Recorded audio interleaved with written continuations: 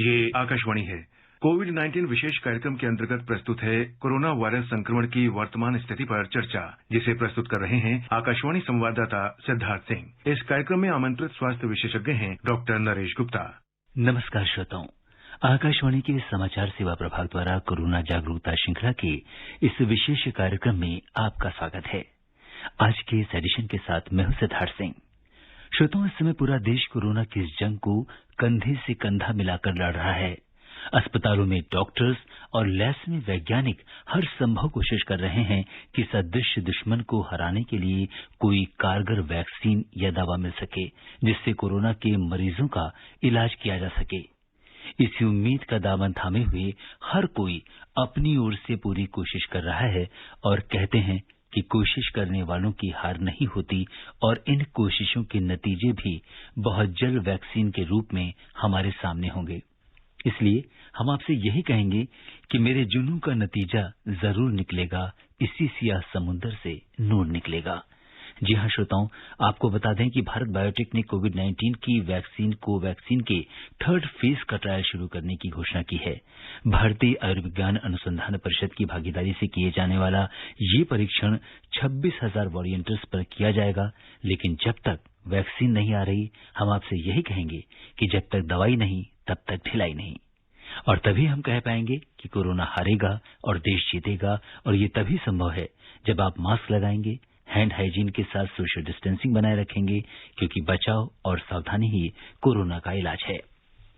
श्रोताओं, कोरोना को लेकर आपके मन में चल रहे तमाम सवालों का जवाब देने के लिए हमारे आज के इस विशेष फोन इन कार्यक्रम में हमारे साथ हैं मौलाना आजाद मेडिकल कॉलेज के पूर्व निदेशक और लोकनायक जयप्रकाश नारायण LNJP अस्पताल नई दिल्ली के senior consultant professor doctor Naresh Gupta. Doctor Naresh, नमस्कार। कार्यक्रम में आपका स्वागत है। नमस्कार सिद्धार्थ जी, नमस्कार। श्रोताओं, आप कोरोना से संबंधित सवाल हमारे आज के एक्सपर्ट से टोल फ्री नंबर 1800-115767 और दूसरा नंबर है 011-233-14444 पर आप सवाल पूछ सकते हैं। अगर आप सोशल मीडिया पर सवाल पूछना चाहते हैं तो आप हमारे ट्विटर हैंडल @AIR News पर #AskAIR पर अपने सवाल पोस्ट कर सकते हैं। डॉक्टर नरेश, अगर हम देश में कोविड-19 की ताजा स्थिति पर एक नजर डालें तो देश में कोविड-19 से स्वस्थ होने वालों की दर में और सुधार हुआ है और ये 93% से ज्यादा हो गई है। पिछले 24 घंटों के दौरान 43,000 से अधिक मरीज संक्रमण से ठीक हुए हैं। वहीं दूसरी ओर पिछले 24 घंटों के दौरान 30,000 से ज्यादा नए मामले सामने आए हैं। स्वास्थ्य मंत्रालय ने भी कहा है कि भारत वैश्विक स्तर पर उन देशों में बना हुआ है जिनमें प्रति 10 लाख की आबादी पर कोविड-19 के सबसे कम मरीज सामने आ रहे हैं। डॉक्टर नरेश, आप कोविड-19 की ताजा स्थिति को किस तरीके से देखते हैं? जी सिद्धार्थ जी, आपने बिल्कुल ठीक बताया है। ये जो आंकड़े बता रहे हैं जी, हमारे जो केसेस हैं जो 80-90 हजार पे पहुंच गए थे, वो 30,000 पे घट के आ गए हैं। उससे ज्यादा ठीक हो रहे हैं। 100 में से 93 लोग जो हैं ठीक हो चुके हैं। बाकी भी 5% और ठीक हो जाएंगे, 6% ठीक हो जाएंगे जी। ये आंकड़े बहुत अच्छे हैं। और अगर आप विश्व स्तर पे देखेंगे तो हमारे आंकड़े बहुत अच्छे हैं जी। सिर्फ एक चिंता का विषय ये है कि कुछ जगह पे, कुछ प्रदेशों में, जिसमें दिल्ली भी शामिल है, उसमें ये बीमारी जो है उस तरह से नीचे नहीं आ रही है जैसा कि पूरा देश में दिखने को मिलता है। तो ये एक एरिया ऐसा है जो कि ऐसा बिहेव कर रहा है जैसे आपने कभी यूरोप में देखा होगा कोविड के मामले में जी। तो इसको कंटेन करना बहुत जरूरी है, क्योंकि ये नहीं चाहेंगे कि दिल्ली जो है वो रह जाए पीछे। और उसके लिए जो हमारी मुस्तैदी है इसको कंट्रोल करने की जी, वो और डबल हो जानी चाहिए। और आपकी मैं बात से पूरी तरह सहमत हूं। हेलो जी। डॉक्टर नरेश से अभी हमारा संपर्क नहीं हो पा रहा है, लेकिन जैसा कि डॉक्टर नरेश बता रहे थे कि पूरे देश में अगर हम कोरोना की स्थिति को देखें तो ये मामले लगातार कम हो रहे हैं, लेकिन कहीं न कहीं दिल्ली में थोड़े से मामले बढ़े हैं, जिसकी वजह से इस समय सरकार बहुत सारी कोशिशें कर रही हैं कि इन मामलों में जल्दी ही इसको कंट्रोल किया जा सके। और जैसा कि अभी हम देखते हैं कि अगर हम टोटल इसकी बात करें तो इस समय देश में कोरोना की पुष्टि वाले कुल मामलों में से सिर्फ 5.26% लोग इस महामारी से पीड़ित हैं। देश में कोरोना रोगियों की कुल संख्या 4,65,000 है। अगर हम देखें तो देश में संक्रमण की पुष्टि वाले रोगियों की कुल संख्या इस समय 88,45,000 से अधिक हो गई है और स्थिति काफी नियंत्रण में है। लेकिन डॉक्टर नरेश, जैसा कि हम बात कर रहे थे कि देश के कुछ हिस्सों में, जिनमें राजधानी दिल्ली भी शामिल है, कोरोना के मामलों में तेजी से इसमें बढ़ोतरी देखी जा रही है। तो इसके कारणों पर हम चर्चा कर रहे थे। जी देखिए, इसके कारण कई सारे हैं। अगर आप देखेंगे, एक तो ये कि दिल्ली जो है ना बहुत डेंस जगह है, जहाँ पे लोग जो है बहुत ज्यादा मात्रा में है। नंबर जो है पर स्क्वायर माइल पर स्क्वायर किलोमीटर सबसे ज्यादा है। और ऊपर से ये एक त्योहारों का सीजन आ गया जी। लॉकडाउन तो पहले ही हो चुका था, तो उसमें जैसे उन्हें खुल के देखने को मिला, जितनी चीजें पेंट अप थी, रुकी हुई थी, चाहे वो शादी ब्याह रुके हुए थे, चाहे पार्टियां रुकी हुई थी, चाहे फेस्टिवल रुके हुए थे, उसकी तैयारी में लोग जब लग गए तो शॉपिंग भी बहुत हुई और पार्टिंग भी बहुत हुई जी। और आना जाना तो शुरू हो ही चुका था, तो लोगों को भी अच्छा लग रहा था। तो शायद एक मोटा कारण रहा कि जो सोशल डिस्टेंसिंग जितनी होनी चाहिए थी जितनी वो रह नहीं पाई। अब मार्केट की जैसे पिक्चरें आती हैं अखबारों में और मीडिया में, और आप तो जानते ही हैं जी, इतनी भयानक हैं कि एक वो कारण रहा। दूसरा क्या हुआ कि दिल्ली में जो स्ट्रेटेजी थी टेस्टिंग की, वो थोड़ी बदल गई। जब थोड़े आंकड़े ज्यादा आने शुरू हुए जी, तो इस चीज के ऊपर प्रभाव दिया गया कि जो व्यक्ति अगर ग्रस्त है, जो पॉजिटिव है, उसके आसपास के लोगों को हम देखें, क्योंकि उसमें पकड़ में आने का चांस ज्यादा है जी। तो अक्टूबर से पहले आप देखें तो एक व्यक्ति के जो पॉजिटिव आता था, उसके जो आसपास होते थे, उसके 2 ऑन एन एवरेज टेस्ट होते थे, 2 व्यक्ति जी। अब जो है 15 होने लगे। 15 में पॉजिटिविटी का रेट ज्यादा आने का चांस था। तो वो भी एक कारण था कि वो नंबर जो है इसलिए आया क्योंकि जिन लोगों को हम टेस्ट कर रहे थे उनको पकड़ रहे थे घर जा जाके कि आपका चांस ज्यादा है तो आप पकड़ में आएंगे। तीसरा जो टेस्ट है उसमें सबसे उत्तम टेस्ट है आरटीपीसीआर का, जिसमें कि समय थोड़ा ज्यादा लगता है, क्योंकि जब पीछे बहुत परेशानी हो गई थी तो ऐसा टेस्ट चाहिए था कि जो जल्दी रिजल्ट दे दे, रैपिड एंटीजन टेस्ट का जी। लेकिन इस हालत में अब पिछले महीने से वो जो आरटीपीसीआर के टेस्ट थे उनकी तादाद बढ़ गई, क्योंकि वो ज्यादा केसेस को पकड़ते हैं, वो रैपिड एंटीजन टेस्ट से दुगने केसेस को पकड़ते हैं, तो वो नंबर और बढ़ गया। और चौथी बात ये भी थी कि जो ट्रांसमिसिबिलिटी थी, ये जो बीमारी एक से दूसरे को फैलने का इसका प्रकोप था जी, जो पावर थी, क्षमता थी, वो लग रहा था कि वो बढ़ गई है। और जब वो बढ़ गई है तो वो फैल भी गई, तो उसकी वजह से काफी लोग जो है इसके ग्रस्त में आ गए हैं और काफी उसमें दाखिल हैं, कुछ अपना घर पे क्वारंटीन कर रहे हैं, और ये नंबर वाकई ही काफी ज्यादा है, इतना किसी ने एक्सपेक्ट नहीं करा था जी। और डॉक्टर नरेश, भारत बायोटेक ने कोविड-19 के टीके जो कोवैक्सीन है, इसके 3rd फेज का क्लिनिकल ट्रायल भी शुरू करने की घोषणा की है। और अगर हम देखें तो ड्रग कंट्रोलर ऑफ इंडिया ने इसे स्वीकृति भी दे दी है। अब देश में वैक्सीन निर्माण की स्थिति क्या है? देखिए, ऐसा है कि वैक्सीन के ऊपर हमारा देश अग्रिम पंक्ति में है। पूरे दुनिया में 100 से ज्यादा वैक्सीन बनाने के लिए तत्पर हैं, और अखबार में आता रहता है कि फला ने उसने टेस्ट करके आगे दे दिया जी। देखिए, ये भी एक तरह से होड़ लगी हुई है। मतलब जहां 40,000 टेस्ट करने हो, वहां आप 190 के रिजल्ट पे पूरा वो छा जाए, वो भी तो उचित नहीं लगता है। एक तरह से बताना अच्छा है, लोगों को कॉन्फिडेंस आता है। ऐसे जैसे आपने बताया कि भारत बायोटेक की जो कोवैक्सीन है उसका फेज 3 ट्रायल होता है कि अंतिम चरण में आप उसको ऐसा टेस्ट करके दिखाएं जी, कि ये जो वैक्सीन जो कि हेल्दी व्यक्ति लेगा, जिसको कोई तकलीफ नहीं है वो लेगा, उसको 2 चीजें मिलनी चाहिए। एक तो उससे उसका फायदा मिलना चाहिए, जो कि प्रूव हो चुका है कि ये वैक्सीन काफी हद तक करती है, उसमें कोई दिक्कत नहीं लग रही है। दूसरा ये कि वो सेफ होनी चाहिए, उसको कोई दिक्कत नहीं आनी चाहिए।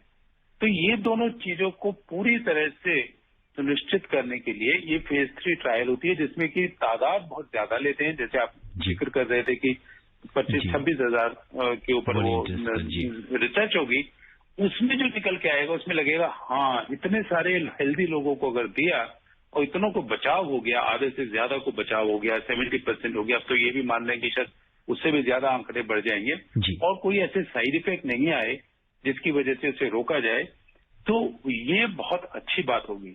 लेकिन फिर भी देखिए 2 चीजें हैं, इसको आने में अभी समय लगेगा, ये एक दिन में नहीं आएगी, इसको कुछ महीने अभी भी लगेंगे जी। और अच्छा है कि सेफ्टी और उसकी अप्रूवल तभी दी जाए जबकि पक्का हो जाए। और दूसरी चीज, ये जो वैक्सीन आएगी जी, देखिए सिद्धार्थ जी, ये वैक्सीन आपका जो है बड़ी फोकस्ड है, ये सिर्फ कोविड के अगेंस्ट है जी। बाकी जो दर्जनों और सौयों महामारियां हैं और बीमारियां हैं उनके अगेंस्ट नहीं है। उनमें से कईयों के अगेंस्ट हमारे पास वैक्सीन ऑलरेडी उपलब्ध है, तो जनता को चाहिए जिस जिसको जरूरत है वो वैक्सीन भी ले जी। दूसरा ये कि वैक्सीन और नो वैक्सीन, जो ये जीवन शैली में परिवर्तन आया है जी, इससे कोविड से भी बचाव हो सकता है, बाकी पुरानी बीमारियों से भी हो सकता है, और जो नई आगे बीमारियां आएंगी जो ड्रॉपलेट ट्रांसमिशन या ट्रांसमिशन से होती हैं उससे भी हो सकता है, अगर बशर्ते हम सोशल डिस्टेंसिंग, मास्किंग और सैनिटेशन एंड हाइजीन जी और कॉफ एटिकेट्स, मतलब कुछ बर्ताव जो है हमारा बिहेवियर के आ जाएंगे, तो वह मेरे हिसाब से ज्यादा लॉन्ग लास्टिंग कारगर होंगे और आपको अगली बार के लिए भी वैक्सीन के लिए नहीं तड़पना पड़ेगा, क्योंकि आप उससे पहले ही बचाव कर चुके होंगे। जी बिल्कुल डॉक्टर नरेश, आपने जो एहतियात और जिस तरह की एटिकेट्स की बात की है ये हमारे न्यू नॉर्मल में आता है, और अगर हम इन चीजों का पालन करते रहेंगे तो निश्चित तौर पर न सिर्फ कोरोना से बल्कि दूसरी बीमारियों से भी हमारा बचाव होता रहेगा। और इस बीच बहुत सारे कॉलर्स हमारे साथ कार्यक्रम में जुड़ रहे हैं। सबसे पहले हम रुख करते हैं राजस्थान में चूरू का, जहां से हमारे साथ ओम प्रकाश जी जुड़ गए हैं। ओम प्रकाश जी नमस्कार। हाँ नमस्कार, और डॉक्टर साहब को नमस्कार। नमस्कार ओम प्रकाश जी। डॉक्टर साहब ऐसा है कि मेरी मिसेज को हड्डियों का एक बीमारी है जो संतोर और दुर्लभ जी में इलाज करा रही है 5 साल से, वो लाखों में एक होती है, तो उसको अभी कफ वगैरह हो गया, ये सर्दी वगैरह वो मिली किसी से नहीं, और थोड़ा थोड़ा उनको जैसे कमजोरी है, उसके प्रोटीन कम हो जाता है हड्डियों में, ये प्लेट्स कम हो जाते, तो उसको ये टॉनिक वगैरह देते रहते हैं। तो उसको क्या करना चाहिए, जयपुर दिखाना चाहिए, क्या करना चाहिए डॉक्टर साहब? क्या बीमारी है उनको? 73 एज है जी। क्या बीमारी है? हाँ। आपने उनको अपनी पत्नी को कौन सी बीमारी बताया था? जो हड्डियों का एक बीमारी है, जो हड्डियां टूट जाती है, अगर उसका मतलब इलाज नहीं होता तब बिखर जाते हैं। अच्छा जी, कुछ प्लेट भी लगाया पर ऐसा बीमारी है वो। जी डॉक्टर नरेश, एक तो बीमारी है और हमें लगता है कि इस तरह के जो पेशेंट्स हैं जो दूसरी गंभीर बीमारियों से पीड़ित हैं, उन्हें अगर इस मौसम में सर्दी जुकाम की शिकायत हो तो क्या कुछ करना चाहिए? जी देखिए, पहले तो मैं ये चीज कहना चाहूंगा सिद्धार्थ जी कि इस मौसम में जबकि कोविड का प्रकोप जारी है, कोविड का रिस्क सब लोगों को है, चाहे उनको हड्डी की बीमारी है, चाहे डायबिटीज की बीमारी है, चाहे मोटापे की बीमारी है या कोई बीमारी नहीं है, सबको उसका रिस्क है, तो सबको उससे बचाव करना पड़ेगा। फर्क सिर्फ इतना है कि अगर किसी बीमार व्यक्ति को, जिसको डायबिटीज है, मोटापा है, ब्लड प्रेशर है, मालूम नहीं इनकी हड्डी की कैसी बीमारी हो सकता है उस कैटेगरी में आती हो, तो बीमारी वाले लोगों को अगर कोविड हो जाए तो उसकी कॉम्प्लिकेशन ज्यादा होती है, तो इनको भी बचाव तो वैसा ही करना पड़ेगा जैसा कि आप अखबार में, मीडिया में सरकार रोज बताती है कि आप पहले तो ऐसा है कि बच के रहें, ये मान के चलें कि आपके आसपास जितने व्यक्ति हैं और जितनी ज्यादा फैमिली से वो आते हैं, जितने ज्यादा ग्रुप से, गांव से आते हैं, उतना आपका रिस्क बढ़ जाएगा। ऐसा नहीं है कि वो बीमारी लेके आ रहे हैं लेकिन हमको नहीं मालूम किसके पास बीमारी है, क्योंकि जिसको कोई लक्षण नहीं है वो भी बीमारी दे सकता है और जानलेवा बीमारी दे सकता है, नंबर 1। तो आप सोशल डिस्टेंसिंग करिए, हाथ साबुन पानी से हाथ धोइए और मास्क का इस्तेमाल करिए। अब दूसरी चीज, अब मौसम ठंडा हो गया है, बदल गया है, वातावरण भी थोड़ा दूषित हो रहा है। ऐसी हालत में जो ये सर्दी जुकाम की तकलीफ है, वो कोविड के साथ साथ कुछ और बीमारियां भी देखने को मिलती हैं, उसमें भी आ रही है जी। तो बेहतर तो ये रहेगा हर जगह पे, चाहे राजस्थान है, जितने भी हमारे प्रदेश हैं, सब प्रदेशों में एक फीवर क्लिनिक चलाया जाता है या फ्लू क्लिनिक चलाया जाता है, जिसमें कि खांसी जुकाम के मरीज को पहले देख के बताया जाता है भाई आपको कोविड लगता है, आप ये टेस्ट यहीं पे करा लीजिए जी। या ये कि आपका नहीं लगता है, आप क्रोसिन लीजिए, आप घर बैठिए, आप मास्क फिर भी लगाइए, आइसोलेशन अब भी करिए, जिससे कि ये जो दूसरी बीमारी है ये भी किसी और को ना लगे जी। तो मेरा ये राय रहेगी कि वो सारे एहतियात ये उठाएं और बरतें जो कि बताए जाते हैं। साथ में किसी से कंसल्ट कर लें, अगर इनके कोई रेगुलर डॉक्टर है उसको फोन करके पहले पूछ लें कि भाई ऐसे ऐसे है, आप जानते हैं हमारी पत्नी को हड्डी की बीमारी है, अब जुकाम हो गया है कि क्या करें जी। तो वो ठीक हो जाएंगी और उससे ज्यादा है कि वो किसी और को नहीं फैलाएंगी ये बीमारी। जी डॉक्टर नरेश, जैसा कि आपने बताया कि हमारे श्रोताओं को ये ध्यान रखना है कि अगर परिवार में किसी को सर्दी खांसी जुकाम इस तरह की कोई भी समस्या होती है और आप श्योर नहीं हैं कि उसको क्या हुआ है, तो घर में भी आप अपने आप को आइसोलेशन में रखिए, मास्क लगा के रखिए और खास तौर से अगर घर में कोई बुजुर्ग हैं तो उनका विशेष रूप से ध्यान रखिए। और इस बीच हम मध्य प्रदेश में छतरपुर का रुख करते हैं, जहां से राशिद खान जी हमारे साथ जुड़ चुके हैं। राशिद खान जी नमस्कार। नमस्ते सर, सभी लोगों को तमाम त्योहारों की हार्दिक बधाई शुभकामनाएं सर। जी राशिद खान जी, आपको भी बहुत बहुत शुभकामनाएं। अपना सवाल पूछिए। जी छोटे छोटे दो सवाल है। पहला तो सर ये कि क्या वायरस का स्ट्रेन फिक्स हो गया है जिसके मतलब वैक्सीन बन रही है, क्योंकि स्ट्रेन फिक्स हो जाएगा तभी वैक्सीन कारगर होगी। अच्छा, दूसरा बात ये सर कि रिकवरी रेट लगभग 95-96% तक पहुंच रहा है और इम्यूनिटी भी ये सुनने में आ रही है कि वैक्सीन की लगभग इतनी % रहेगी, तो अगर ऑटोमेटिक इम्यूनिटी मतलब 96% पहुंच रही है तो फिर वैक्सीन की जरूरत बच्ची कहाँ है सर? जी डॉक्टर नरेश, सबसे पहले तो इन्होंने ये पूछा है कि जो वायरस है अगर हम देखें तो स्ट्रेन में कोई बहुत ज्यादा परिवर्तन नहीं हो रहा है, म्यूटेशन कम हो रहा है, तो ऐसे में वैक्सीन ज्यादा इफेक्टिव होगी? जी राशिद खान जी का कहना बिल्कुल दुरुस्त है। अगर वैक्सीन में परिवर्तन नहीं होता है जी तो वो वैक्सीन और कुछ वैक्सीन है जो हमारे बहुत इफेक्टिव है, चाहे वो पीलिया की हो, चाहे बीजेस की हो, चाहे बहुत सारी वैक्सीन है। और जहां म्यूटेशन होता है वहां दिक्कत आती है, लेकिन इनका ये कहना ठीक नहीं है कि कोविड में नहीं होता है। अगर हल्का फुल्का म्यूटेशन होता है तो वैक्सीन के ऊपर असर नहीं पड़ता है, अगर मोटा म्यूटेशन हो जाता है तो वैक्सीन के ऊपर असर पड़ता है। अब देखिए इसी का एक भाई बंद है वायरस जिसको इन्फ्लुएंजा कहते हैं, जिसके बारे में हमारे पास 100 साल से जानकारी है जी। उसमें जो म्यूटेशन है हर हफ्ते होता रहता है, उसकी वजह से उसकी वैक्सीन हर साल नहीं बनानी पड़ती है। और कोविड में जो म्यूटेशन होता है वो समझ लीजिए उससे कम होता है, महीने में एक आध होता है जी। ऐसा नहीं है कि कोविड में नहीं होता है। कोविड में 1 लाख जो वायरस उन्होंने आइसोलेट करे थे उसमें 13,000 म्यूटेशन मिले थे, लेकिन वो छोटे मोटे हैं तो ज्यादा फर्क नहीं पड़ता है। तो ये मानना है साइंस का कि शायद इसमें जो वैक्सीन आएगी वो कारगर रहेगी, आगे कितने दिन तक रहेगी वो उसके ऊपर निर्भर करेगा कि आगे की म्यूटेशन कितने आएंगे, जो कि समय से पता चलेगा। जी। और अब हम रुक करते हैं मध्य प्रदेश में रीवा का, जहां से रामजी गर्ग जी कार्यक्रम में जुड़ चुके हैं। राम जी नमस्कार, कार्यक्रम में स्वागत है आपका। सर नमस्कार, और डॉक्टर साहब को नमस्कार। कार्यक्रम सुनने वाले सभी श्रोता मित्रों को भी हमारा नमस्कार। जी अपना सवाल पूछिए। जी मैं खैर मजिया रीवा मध्य प्रदेश से पंडित रामजी गर्ग बोल रहा हूँ सर। जी। एक हमारे पड़ोसी हैं, उनको शुगर बीपी की पहले से ही शिकायत थी। इन दिनों वो वेंटिलेटर पे हैं, उनकी बीपी 40-50 हो जाती है। उनकी बीपी कैसे बढ़ेगी? वो 4-5 रोज से ऑक्सीजन वेंटिलेटर पे हो जाते हैं, वो कैसे ठीक होंगे? क्या इन्हें भी कोरोना हो सकता है? जी डॉक्टर नरेश, ये बड़ा ही स्पेसिफिक सवाल पूछा है। इनके मित्र वेंटिलेटर पे हैं, ऑक्सीजन की कमी हो जाती है और शुगर और बहुत लो बीपी है, तो ऐसे में क्या कुछ सलाह देंगे?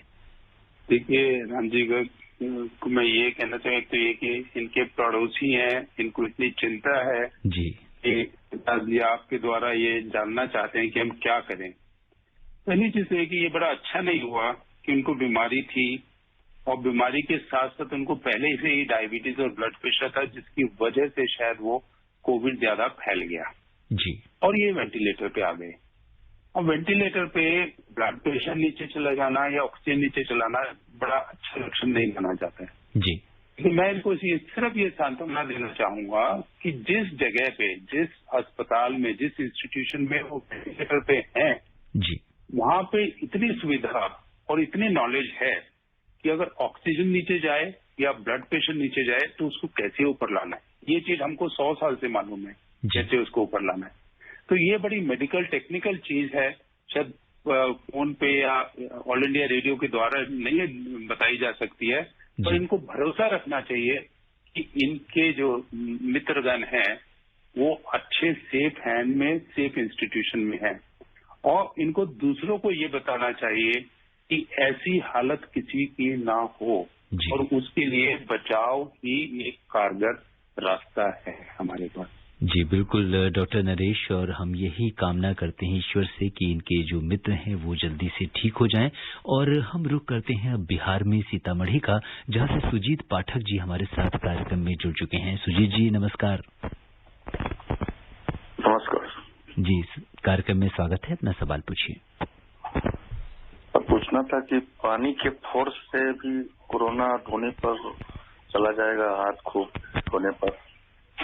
जी डॉक्टर नरेश, अगर साबुन उपलब्ध नहीं है और सिर्फ पानी से हम हाथ धोते हैं तो क्या कोरोना वायरस उससे जा सकता है?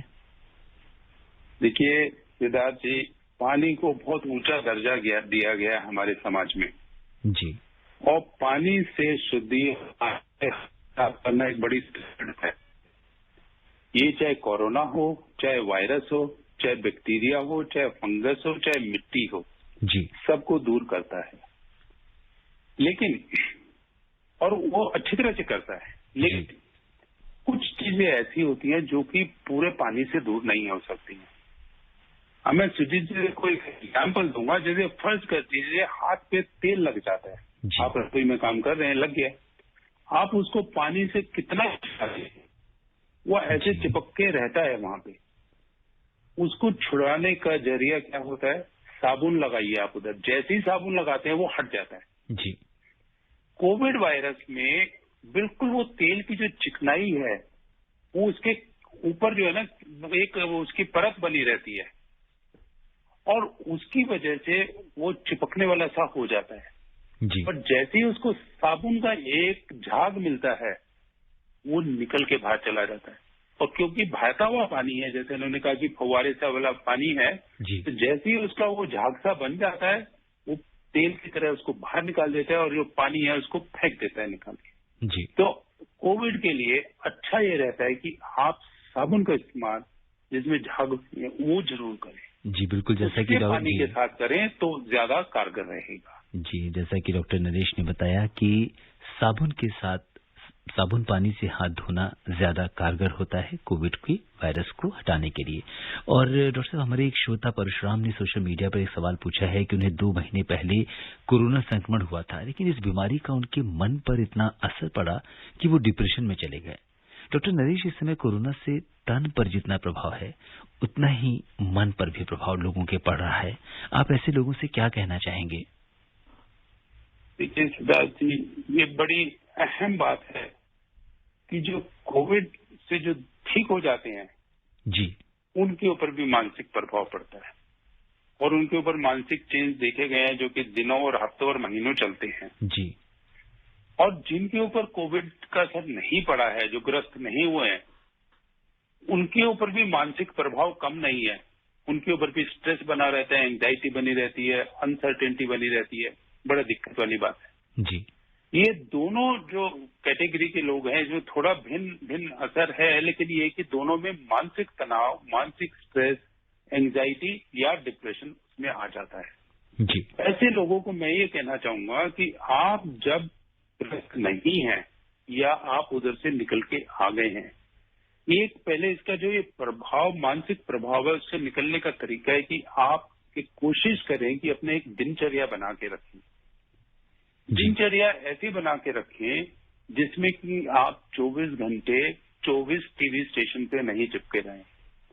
एक कारण तनाव का ये है कि बहुत ज्यादा जो इन्फॉर्मेशन आती है वो आपका दिमाग उसको समेट नहीं पाता है जी। और दूसरा ये, जितनी ज्यादा इन्फॉर्मेशन आती है उसमें कुछ कुछ फेक या गलत न्यूज भी आती है जिनका कि मकसद अलग अलग होते हैं जी। तो उसमें दिनचर्या बनाने में आप एक जगह पे थोड़े समय के लिए इन्फॉर्मेशन के पास जाएं। और मेरा ये मानना है, पक्का मानना है कि आप सरकारी चैनल को एक पकड़िए, उसमें आपको इन्फॉर्मेशन वो मिलेगी जिसमें कि कोई किसी का और इंटरेस्ट नहीं है एक्सेप्ट आपका भला जी। दूसरा ये कि उसमें आपको वो एहतियात मिलेंगे जो कि आपको फॉलो करने हैं जी। तीसरा उसमें ये भी मिलेगा अगर आपने नहीं फॉलो करे तो क्या दिक्कत हो सकती है, तो उसके ऊपर थोड़ा समय बिताएं और उससे ज्यादा समय बाकी चीजों में दें।